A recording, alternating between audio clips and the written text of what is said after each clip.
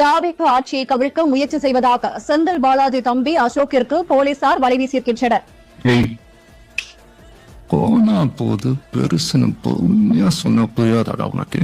புட்டக்கே சவிடுவனி வேட்டி சட்டாரு இதெல்லாம் வச்சு என்ன டோமர் நினைச்சியா? வச்சிருவோம்னா நானும் நான் கேட்டேன், என்னால நீ கேட்ட. இன்னைக்கு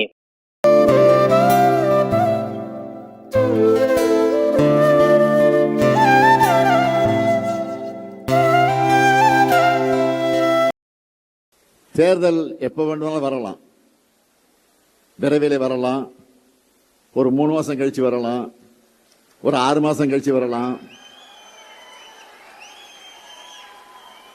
ஏன்னா ஆட்சி என்பது மெஜாரிட்டியோட வெற்றி பெறலவங்க நல்லா தெரியும் உங்களுக்கு. மெஜாரிட்டியோட இல்ல, மெஜாரிட்டி 234 தொகுதிக்கு பாதியில் என்ன 118 வரணும். இப்ப எவ்வளவு ஜெயிச்சாங்க? 108 தான். திமுக தான் ஜெயிக்கணும், ஸ்டாலின் தான் முதலமைச்சர் ஆகணும் ஓட்டு போட்டீங்கல்ல.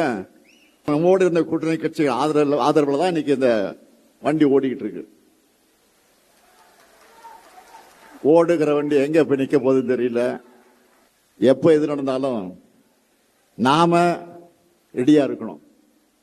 எந்த நேரத்தில் தேர்தல் வரலாம், எந்த சூழ்நிலை வரலாம். 100% நம்ம ரெடியா இருக்கணும்.